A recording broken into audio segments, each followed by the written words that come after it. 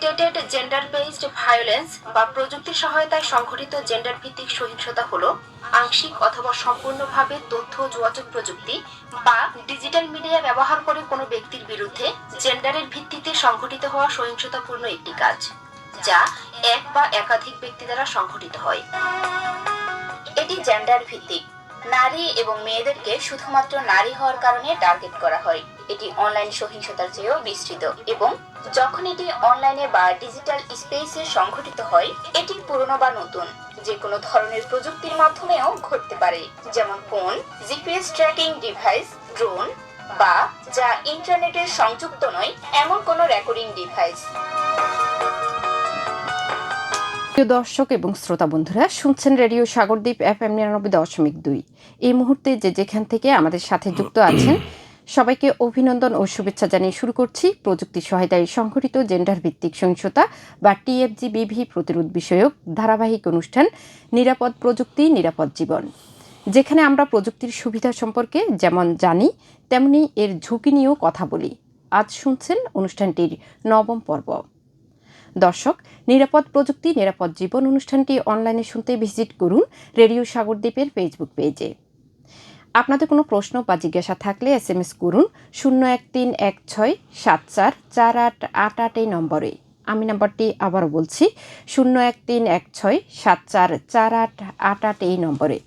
রেডিওর ফেসবুক পেজে গিয়ে আপনার মন্তব্য বা প্রশ্ন করতে পারেন। এছাড়া রেডিওতে অনুষ্ঠানটি পুনঃ সম্প্রচার শুনতে পাবেন আগামী বুধবার ঠিক একই সময়ে একই তরঙ্গে। অনুষ্ঠানটিতে পুরো সময় জুড়ে আপনাদের সাথে আছি আমি পাপিয়া সুলতানা। প্রিয় দর্শক এবং শ্রোতা, আমাদের আজকের পর্বের বিষয় ফেসবুক ব্যবহার বিধি ও ঝুঁকিসমূহ। চলুন শুরু করি আমাদের আজকের এই অনুষ্ঠানটি।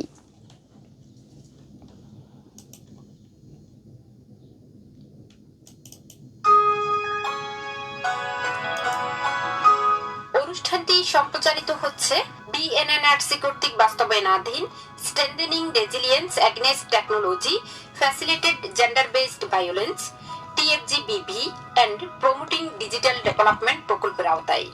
প্রকল্পটি নাগরিকতা সিভিক এঙ্গেজমেন্ট ফান্ড CEF কর্মসূচির অংশ। এটি বাস্তবায়নে কারিগরি সহায়তা দিয়েছে GFA কনসাল্টিং গ্রুপ, অর্থায়ন করেছে সুইজারল্যান্ড দূতাবাস ও গ্লোবাল অ্যাফেয়ার্স কানাডা GAC। প্রিয় দর্শক এবং শ্রোতা বন্ধুরা, আপনাদের সবাইকে জানাচ্ছি আন্তরিক শুভেচ্ছা ও স্বাগতম।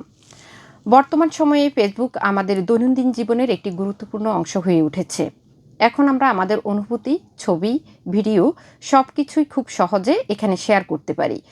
একে অন্যের সাথে সহজে যোগাযোগ করতে পারি।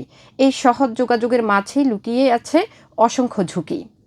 দেশে এখন ফেসবুকের মাধ্যমে জেন্ডার ভিত্তিক সহিংসতা GBV উদ্বেগজনকভাবে বাড়ছে, যার মধ্যে সাইবার বুলিং, ফেক আইডি দিয়ে হয়রানি, ডক্সিং তথা ব্যক্তিগত তথ্য প্রকাশ এবং ব্ল্যাকমেইলিং অন্যতম।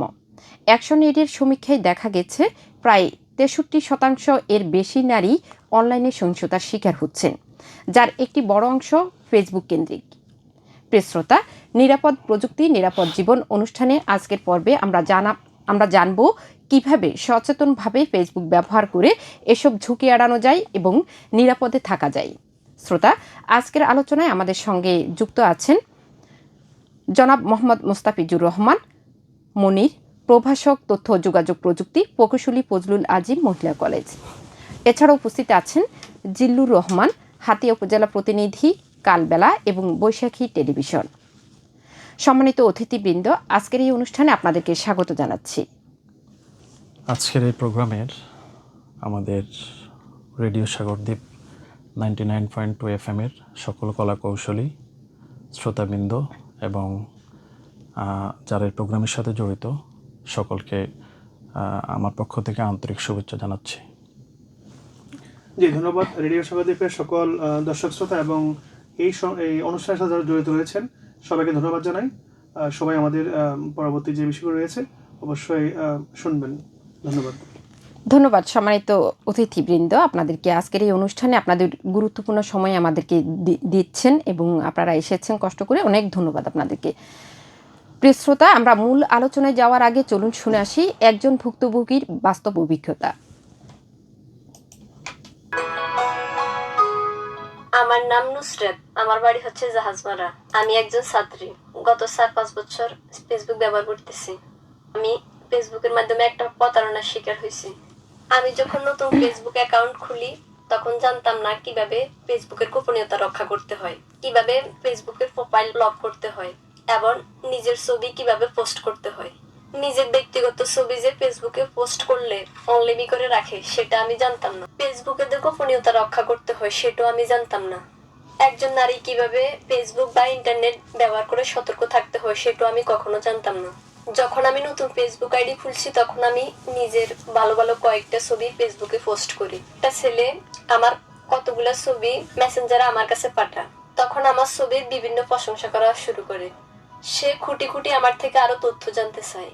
পরে আমি তাকে বলছি যে আপনাকে আমি চিনি না, জানি না, আপনি আমার ছবি নিছেন কেন, আবার আমাকে দুইগুলা পাঠায় আবার কেন সব তথ্য নিতেছেন। তখন সে ছেলেটা বলছে যে আপনি পাবলিকে দিছেন ছবিগুলো, আমি নিলে সমস্যা কি? তখন আমি বলি যে আমি আপনাকে চিনি না, রাখেন আপনি, আপনার সাথে আমি কেন কথা বলবো অযথা। তখন সে আমাকে থ্রেট দিয়ে কথা বলে, আপনি আমার সাথে কথা না বললে আপনার ছবিগুলো আমি পাবলিকে বিভিন্নখানে দিয়ে দিব। তখন আমি ভয় পাই যে তার সাথে আমি ভয়ে কথা বলি। কথা বলার পর সে আমাকে বলে যে আমি তার সাথে দেখা করার জন্য। তখন আমি তার সাথে দেখা না করার জন্য বললে সেও তখন আমাকে থ্রেট দেয়। তখন আমি আমার বড় ভাইকে সব বিষয় খুলে বলি। তারপর আমার ভাইয়ে ওই ছেলের প্রোফাইল অনুযায়ী তার বন্ধু বান্ধব নিয়ে ওই ছেলের সাথে দেখা করে, তারপর তাকে বিভিন্নভাবে শাসন করে। তখন আমার ভাইয়ে বলে যে ওই ছেলেটাকে তুমি যদি এভাবে আমার বোনকে ডিস্টার্ব করো আমরা তোমার বিরুদ্ধে অ্যাকশন নেব, আমরা ইউনিট স্যারের কাছে তোমার নামে নালিশ করব। তখন ছেলেটা ভয় পেয়ে ছেলেটা আমার ভাইয়ের কাছে মাপ চায় আর বলছে যে আর কখনো ওই ছেলেটা কোনো ডিস্টার্ব করবে না। তারপর থেকে আমার ভাই আমাকে ফেসবুকের বিভিন্ন গোপনীয়তা সম্পর্কে জানায় এবং সতর্ক করে দিয়েছে। তখন থেকে আজ পর্যন্ত আমার আর কোনো সমস্যা হয় না ফেসবুকের গোপনীয়তা নিয়ে। তখন থেকে আমিও অনেক সতর্ক, না বুঝে না জেনে কোনো পোস্ট করি না, নিজের ব্যক্তিগত গোপনীয়তা রক্ষা করি। তাই সবার উদ্দেশ্যে বলি, বিশেষ করে নারীরা, কেউ ফেসবুকের গোপনীয়তা সম্পর্ক জেনে ভালো করে তারপর ফেসবুক ব্যবহার করেন এবং বিভিন্ন সোশ্যাল মিডিয়া ব্যবহার করুন। প্রতারকদের কাছ থেকে সবসময় দূরে থাকুন, নিজেকে সতর্ক রাখুন, অন্যকে সতর্ক থাকতে দিন।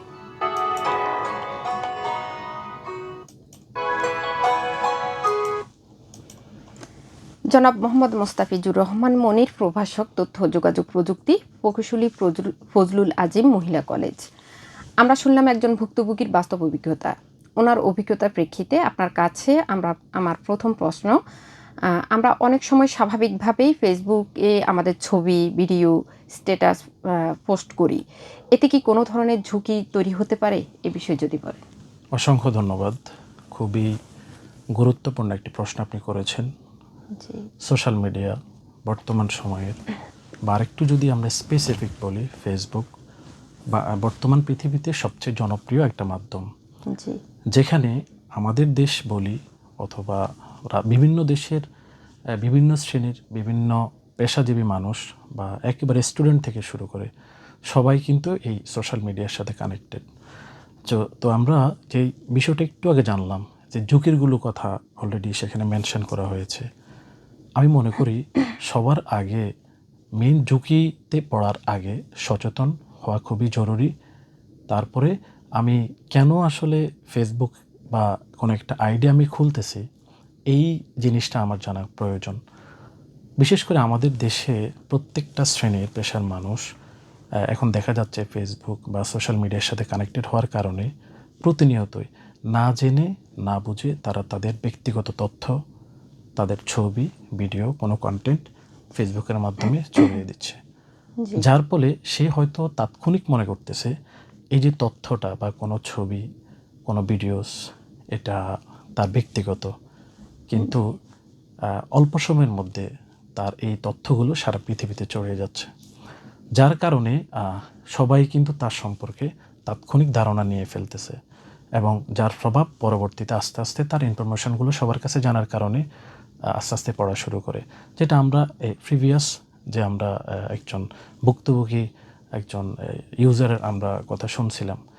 তো ঝুঁকি এখানে অনেক আছে নিজের ব্যক্তিগত তথ্য শেয়ার করার বিষয়ে, অথবা অন্য আরেকজন যদি আমার ব্যক্তিগত তথ্য জানে, সেক্ষেত্রে কী ধরনের প্রভাব পড়তে পারে সেই জিনিসগুলো জেনে বুঝে তারপরে একটা সোশ্যাল মিডিয়ার সাথে কানেক্টেড হওয়া উচিত। ছোট্ট একটা বিষয় বলি আমি, সেটা হলো নর্মালি আমরা যারা নিউ ইউজার যারা আছি, তারা হয়তো আমরা অনেক দূর দূরান্তে কোথাও ঘুরতে যাই, অথবা নিউ ইউজার ছাড়াও সমাজে যারা বিত্তবান বা বিভিন্ন পেশাজীবী মানুষ আছেন, তারা হয়তো বা অনেক আছে ধনী শ্রেণীর অনেক মানুষ আছেন, তারা হয়তো অনেক দূর দূরান্ত থেকে তাদের ফ্যামিলি নিয়ে ঘুরতে যায়, যার ফলে তারা কিন্তু লাইভ লোকেশন দিয়ে তারা তাদেরকে ফেসবুকে তারা হয়তো কোনো একটা ভিডিওস বা লাইভ শেয়ার করে, যার ফলে নিকটস্থ যারা দুষ্কৃতিকারী আছেন, যারা তাদের ক্ষতি করতে চায়, তারা কিন্তু তাৎক্ষণিক তাদের লোকেশন অথবা অবস্থান জানার কারণে তারা বিভিন্নভাবে তাদের ক্ষতি করার চেষ্টা করে। উদাহরণস্বরূপ বলি, তাদের ঘরবাড়িতে ক্ষতি করার চেষ্টা করে, অথবা তাদেরকে ব্যক্তিগতভাবে অ্যাটাক করার চেষ্টা করে। তো এই ধরনের ঝুঁকিগুলো এড়ানোর জন্য আমাদেরকে অবশ্যই আমাদেরকে বুঝে শুনে আমাদেরকে সামনের দিকে আগাতে হবে বলে আমি মনে করছি। জি, ধন্যবাদ সম্মানিত আলোচক, অনেক গুরুত্বপূর্ণ আলোচনা আপনি করেছেন। আপনি যে ঝুঁকিগুলোর কথা বললেন, সেগুলো আমাদের ব্যক্তিগত জীবনে কী ধরনের নেতিবাচক প্রভাব ফেলতে পারে, যদি এই বিষয়ে একটু বলেন। আচ্ছা, নেতিবাচক প্রভাব অনেক ফেলতে পারে বলে আমি মনে করছি। আমি শুধু এইটুকু বলবো, বর্তমান সময়ে যখন আমরা কোনো কন্টেন্ট অথবা একটা ব্যক্তিগত ছবি যদি আমি যখন আপলোড করি, আমি একটু আগে মেনশন করেছি যে এই তথ্যটা সারা পৃথিবীতে কিন্তু ছড়িয়ে যাচ্ছে। বিশেষ করে ফুটপ্রিন্ট একটা শব্দ, এই শব্দটার কারণে এই শব্দটা হলো আমি কোনো একটা কন্টেন্ট বা কোনো একটা ভিডিওস অথবা হইতে পারে ছবি বা আমার কোনো ব্যক্তিগত কোনো বিষয় আমি অনলাইনের মাধ্যমে সেখানে আমি আপলোড করলাম, পরবর্তীতে আমি এখান থেকে বিপর্যয় সৃষ্টি হতে পারে। তো এটা যদি আমি সচেতন না হই যে আমি এক্স্যাক্টলি কী করতেছি বা আমার কি করা উচিত, তাহলে নেতিবাচক প্রভাব বা ব্যক্তিগত জীবনে, সামাজিক জীবনে, রাষ্ট্রীয় জীবনে, সর্বোপরি একজন মানুষ যেহেতু সামাজিক জীব, ফ্যামিলি থেকে একেবারে আমাদের রাষ্ট্রীয় পর্যন্ত সকল পর্যায়ে কিন্তু মানুষের কাছে, সমাজের কাছে হাওয়া প্রতিপন্ন হতে হয়। ধন্যবাদ সম্মানিত আলোচক, আপনি ডিজিটাল ফুটপ্রিন্টের বিষয়েও আমাদেরকে বিস্তারিত জানিয়েছেন। আপনার আলোচনার মাধ্যমে আমরা জেনেছি, অনেক ধন্যবাদ আপনাকে। অসচেতনভাবে ফেসবুক ব্যবহারে যে ঝুঁকি ও দীর্ঘমেয়াদী প্রভাব কথা বললেন, সেগুলো প্রতিরোধে ফেসবুকে কিছু পোস্ট করার আগে আমাদের কি কি বিষয়ে সতর্ক থাকা উচিত বলে আপনি মনে করেন?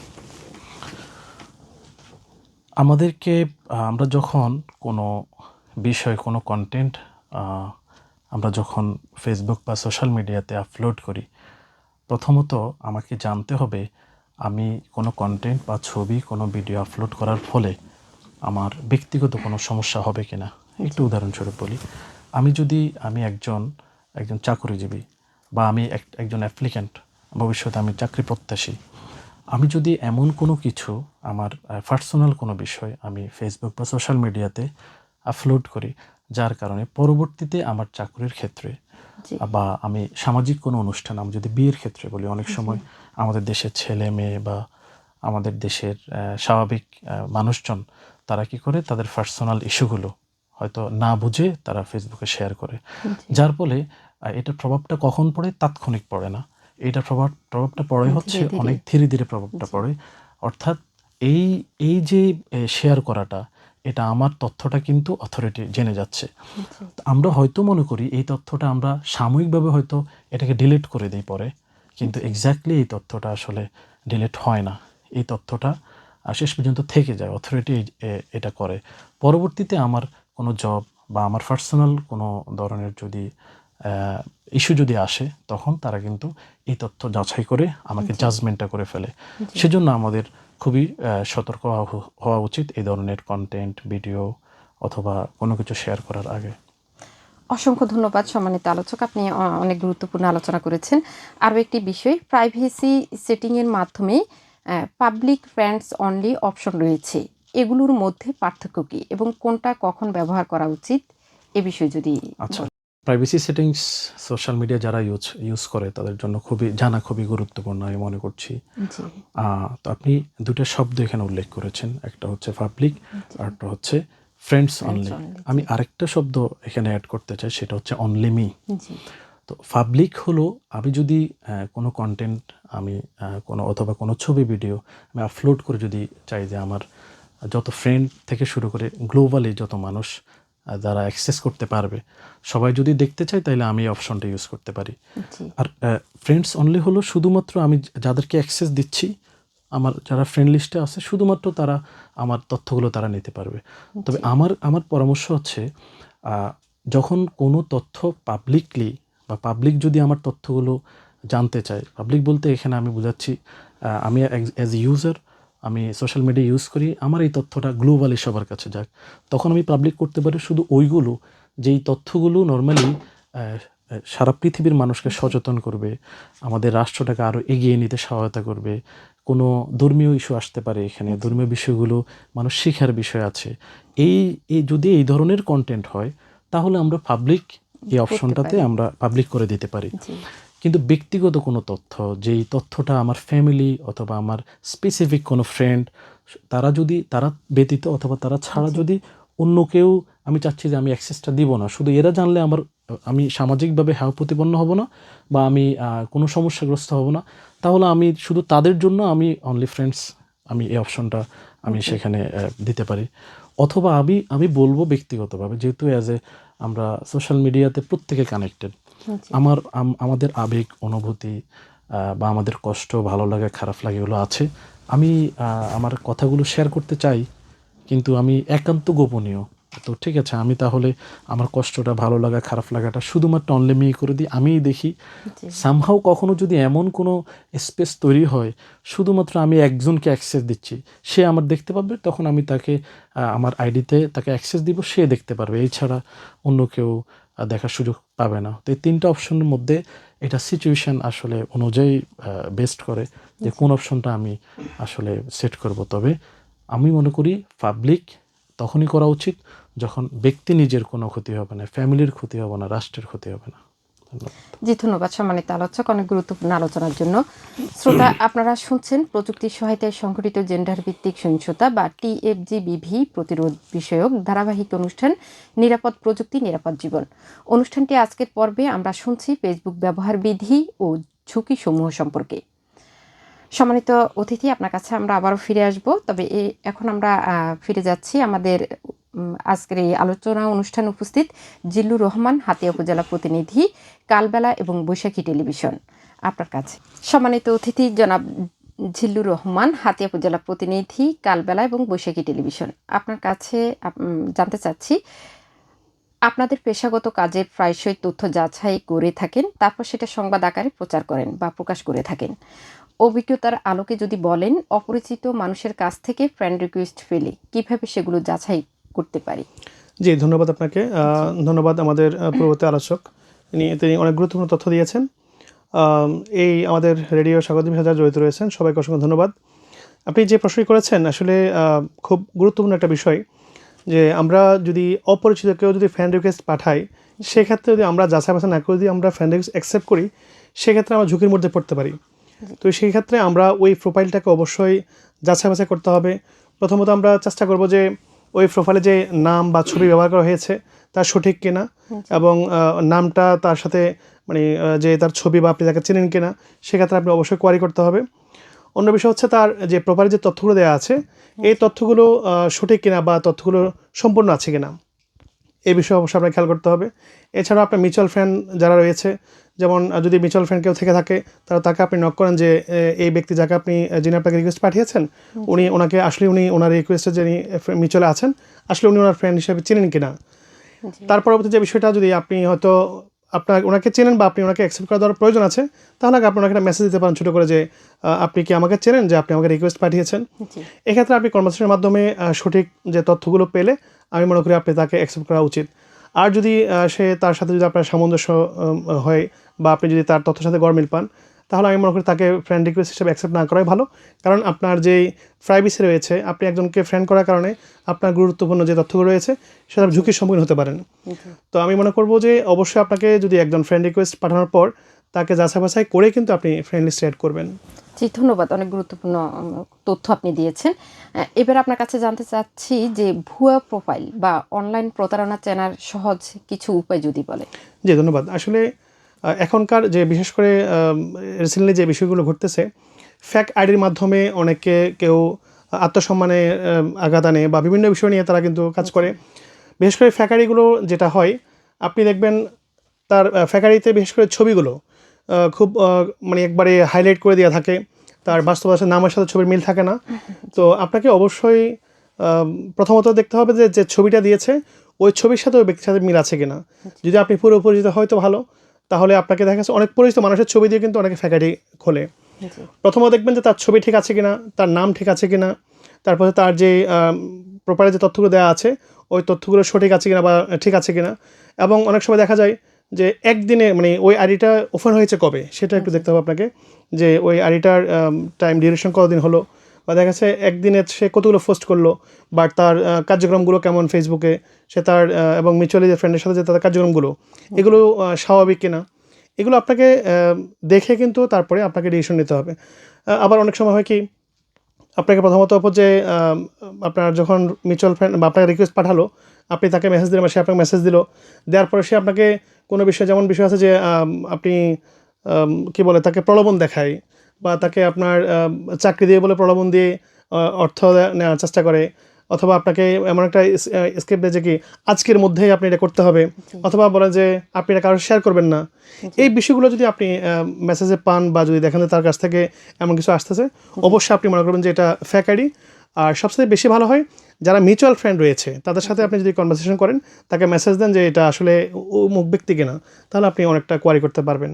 আর এক্ষেত্রে ফ্যাক আইডি যেগুলো রয়েছে তারা কিন্তু আপনার থেকে তথ্য চাওয়ার জন্য উদ্গ্রীব হয়ে থাকবে, তারা খুব দ্রুত আপনার সাথে মিশার চেষ্টা করবে।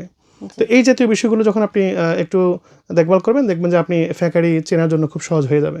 জি, ধন্যবাদ সম্মানিত আলোচক, অনেক গুরুত্বপূর্ণ তথ্যবহুল আলোচনা আপনি করেছেন। আমরা আবারও ফিরে যাচ্ছি আমাদের সম্মানিত আরও একজন আলোচক মোহাম্মদ মুস্তাফিজুর রহমান মুনির আপনার কাছে। সম্মানিত আলোচক, আপনার কাছে জানতে চাচ্ছি, সব সতর্কতার পরও যদি কোনোভাবে অ্যাকাউন্ট হ্যাক হয়ে যায় তাহলে আমরা কিভাবে বুঝবো এবং তখন আমাদের কি করণীয় থাকবে? জি, আপনাকে অসংখ্য ধন্যবাদ।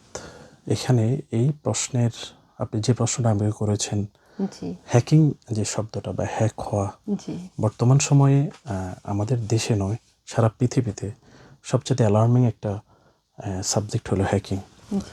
তো এই হ্যাকিং বা হ্যাক কখন হচ্ছে আমি কিভাবে বুঝবো? যখন আমি দেখবো যে আমার অ্যাক্সেসটা আসলে নেই, আমার অজান্তেই অন্য কেউ এখানে কোনো পোস্ট করা হয়েছে, বা আমার তথ্যের বাইরে অন্য কেউ কোনো তথ্য, এক্সট্রা তথ্য সেখানে দিয়ে আমাকে বিপদগামী করার চেষ্টা করা হচ্ছে, বা আমি এখন আর আগের মতো আমার যে অ্যাকাউন্টটা আছে সেখানে আমি লগ ইন করতে পারছি না, তখন আমি বুঝবো যে আমার অ্যাকাউন্টটা আর আমার কাছে নেই, এটা অন্য কারো কাছে আছে। তো সেক্ষেত্রে আমরা যে করণীয়গুলো আছে, আমাকে সবচেয়ে গুরুত্বপূর্ণ বিষয় হলো সেটা হলো প্রাইভেসি বা আমাদের সিকিউরিটি সেটিংস যেটা আছে। একজন বিগিনার হিসাবে সিকিউরিটি সেটিংসটা জানা খুবই জরুরি। আমি কিভাবে সুরক্ষা রাখতে পারি আমার কোন একটা আইডিকে, বা আমি যে সোশ্যাল মিডিয়াতে যেখানে কানেক্টেড আছি সেটাকে আমি কিভাবে সুরক্ষা রাখতে পারি সেটা আমাকে অবশ্যই জানতে হবে। হ্যাক হওয়ার পরে প্রথমেই আমার করণীয় বিষয় সেটা হলো আমাকে অবশ্যই আমার আইডিতে আমার পাসওয়ার্ডটা আমি চেঞ্জ করতে হবে। তবে এক্ষেত্রে আমি সাজেস্ট করব পাসওয়ার্ড যেটা ইউজ করবেন সেটা ডেফিনেটলি স্ট্রং পাসওয়ার্ড হতে হবে। স্ট্রং পাসওয়ার্ড বলতে আমি বোঝাচ্ছি কোনো চিহ্ন, কোনো সংখ্যা হতে পারে, কোনো স্পেশাল কোনো চিহ্ন হতে পারে, কোনো বর্ণ, এগুলোকে মিক্স করে একটা স্পেশাল স্ট্রং পাসওয়ার্ড দিলে হয়তো যারা হ্যাকাররা আছে তারা সহজেই আমার আইডিটা তাদের আয়ত্তে নিতে পারে না, একটা বিষয়। 2 নম্বর হলো যে ধরনের ডিভাইসগুলোতে আমার অ্যাকাউন্টটা লগ ইন করা ছিল ওখান থেকে লগ আউট করতে হবে। মোস্ট ইম্পর্টেন্টলি আমাকে সার্ভিস সেটিং যেটা আমাদের সেটিং যেটা আছে সিকিউরিটি সেটিংস, সেটা সম্পর্কে ভালো করে যদি আমরা আইডিয়া না জানি, বা আমাদের যদি ধারণা না থাকে, তাহলে আমরা এক্স্যাক্টলি বাকিগুলো জানলেও কিন্তু আমাদের এই সমস্যা থেকে আমরা বের হইতে পারবো না, বা আমাদের এখান থেকে যারা ভুক্তভোগী আছে তাদের জন্য এখানে পরিত্রাণ পাওয়া কঠিন। জি, ধন্যবাদ সম্মানিত আলোচক, আপনাকে অসংখ্য ধন্যবাদ। আমরা আবার ফিরে যাচ্ছি আমাদের উপস্থিত জিল্লুর রহমান, হাতিয়া উপজেলা প্রতিনিধি, কালবেলা এবং বৈশাখী টেলিভিশন, আপনার কাছে। সম্মানিত আলোচক, আপনার কাছে জানতে চাচ্ছি, ফেসবুকে ছড়ানো হেট স্পিচ বা ঘৃণাবাচক মন্তব্য ও গুজব প্রতিরোধে আমাদের কি করণীয় হতে পারে? জি, ধন্যবাদ আপনাকে। আসলে এখনকার যে সোশ্যাল মিডিয়ায় একজনের প্রতি না জেনে ঘৃণাবাচক মন্তব্য করা অথবা তার যে সমালোচনা করা, এটি খুবই কষ্টকর একটা বিষয়। অনেক সময় দেখা গেছে হয় কি, আমরা একটা মানুষ সম্পর্কে না জেনে একটা কমেন্টস করলাম, কিন্তু সে কিন্তু দেখা গেছে এটা নিতে পারলো না।